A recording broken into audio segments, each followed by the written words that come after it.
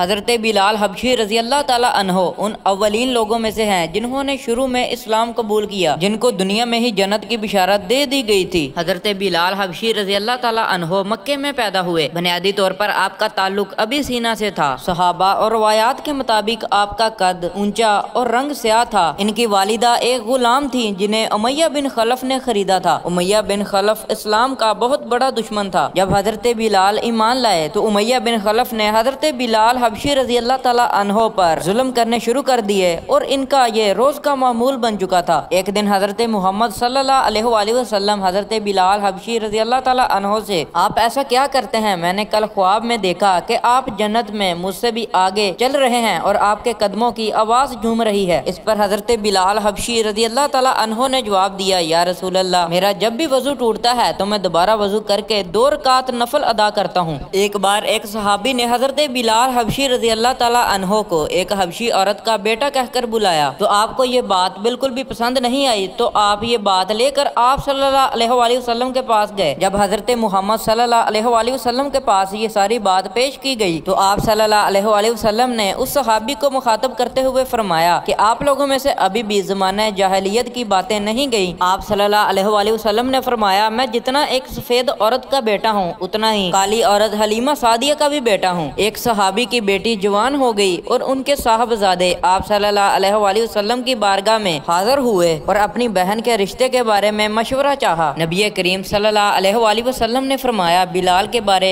तुम्हारा क्या ख्याल है? इस बात पर दोनों भाई चुप हो गए और वापस चले गए। इसी गरज से एक बार फिर वो आप सल्लल्लाहु अलैहि वसल्लम की बारगाह में हाजिर हुए। इस बार फिर हजरत मोहम्मद सल्लल्लाहु अलैहि वसल्लम ने सैयदना बिलाल हबशी का ही जिक्र किया। ऐसा 3 बार हुआ और तीसरी बार जब वो आप सल्लल्लाहु अलैहि वसल्लम की खिदमत में हाजिर हुए तो फिर हुजूर सल्लल्लाहु अलैहि वसल्लम ने हजरत बिलाल हबशी का ही जिक्र किया। तो इस पर इन दोनों भाइयों ने खामोशी अख्तियार की। तो हजरत मोहम्मद सल्लल्लाहु अलैहि वसल्लम ने फरमाया कि तुम हजरत बिलाल को क्यों फरामोश कर रहे हो? वो अहदे जन्नत में से एक है। ये बात सुनते ही उन दोनों भाइयों ने आप सल्लल्लाहु अलैहि वसल्लम की ये बात मानी और बहुत ही खुश हुए। इसी तरह सहाबा की बेटी की शादी हजरत बिलाल हबशी रजी अल्लाह ताला अन्हो के साथ हो गई। हजरत बिलाल हबशी रजी अल्लाह ताला अन्हो की जोजा भी नहायत शरीफ और परहेजगार थी। आपकी जोजा हमेशा शोहर की अतात और खिदमत का अमली नमूना पेश करती रही। सैयदना बिलाल हबशी भी एक अच्छे शोहर साबित हुए। रवायात में आता है कि हजरत बिलाल हबशी रजी अल्लाह ताला अन्हो जिन्होंने जिंदगी में मुतअद्दिद निकाह किए लेकिन उन्होंने कोई जानशीन या वारिस ना छोड़ा। इस्लाम ने नस्ल इम्तियाज का बुत यूँ तोड़ा कि हजरत बिलाल हबशी ने मदीना मुनव्वरा में निकाह का इरादा जाहिर फरमाया तो कुरैश के मुंतखिब उमरा ने इसे कबूल करने का फैसला किया। हजरत बिलाल हबशी रजी अल्लाह ताला अन्हो आप सल्लल्लाहु अलैहि वसल्लम के हुक्म से